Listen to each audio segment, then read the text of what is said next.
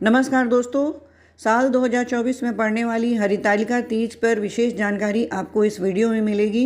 हरितालिका तीज की तिथि क्या है, शुभ मुहूर्त क्या है, महत्व क्या है, इससे जुड़ी पौराणिक कथा क्या है, इसलिए इस वीडियो में आप अंत तक बने रहिएगा। साथ ही अगर आप मेरे चैनल पर नए हैं तो मेरे चैनल को सब्सक्राइब जरूर करें और अगर वीडियो आपको अच्छी लगे तो इसे लाइक और शेयर भी जरूर करें। तो चलिए शुरू करते हैं। सनातन धर्म में हरितालिका तीज का बहुत ही महत्व है। ये व्रत सुहागिन स्त्रियां अपने पति की लंबी आयु के लिए करती हैं। इस दिन भगवान शिव और माता पार्वती की पूजा की जाती है।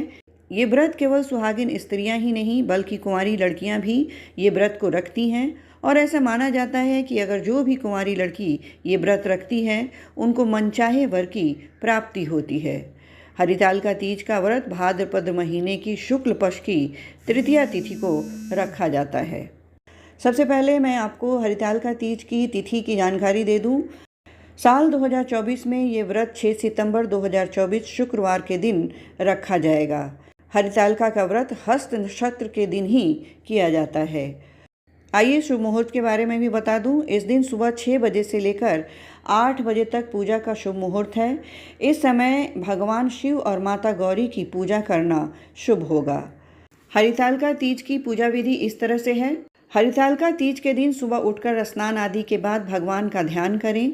उसके बाद व्रत का संकल्प लें और पूरे दिन निर्जला व्रत रखें। इस दिन साफ चौकी पर लाल कपड़ा बिछाकर शिव गौरी की मूर्ति रखें। यदि संभव हो तो मिट्टी से शिव परिवार की मूर्ति बनाएं। उसके बाद शिव पार्वती की पूजा अर्चना कर भोग लगाएं। माता गौरी को श्रृंगार अर्पित करें। फिर आरती करने के बाद सब में भोग बांटें। उसके बाद आप पानी पीकर अपना व्रत खोल सकते हैं। ये व्रत सुहागिन स्त्रियों के लिए बहुत खास होता है। इस दिन महिलाएं अपने पति की लंबी आयु के लिए निर्जला व्रत रखती हैं।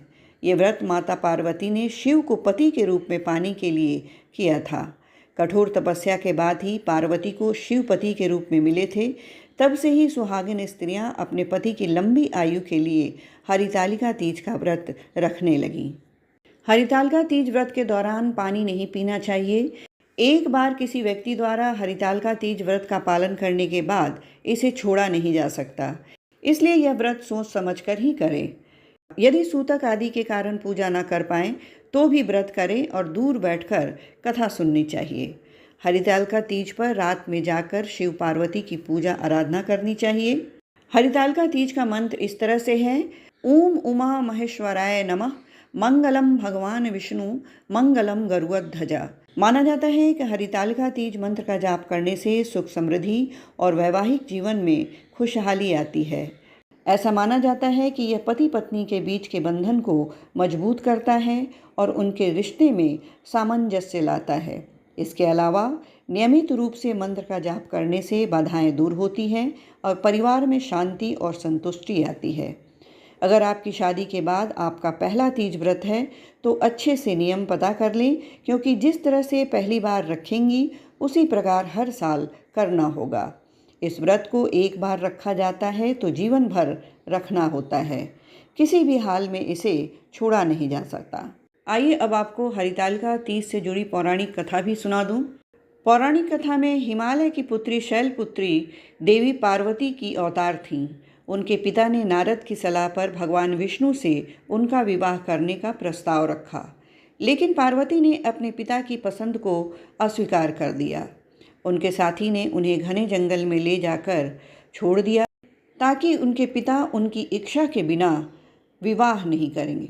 देवी पार्वती ने अपने बालों से एक शिवलिंग बनाया और भाद्रपद के शुक्ल पक्ष की तृतीया तिथि को वहां से चली गई।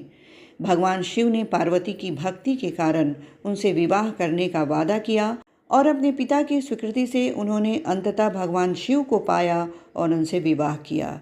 तब से इस दिन को हरितालिका तीज के रूप में मनाया जाता है। ये थी हरितालिका तीज से संबंधित कथा। अब आप किरण राव को आज्ञा दें। नमस्कार।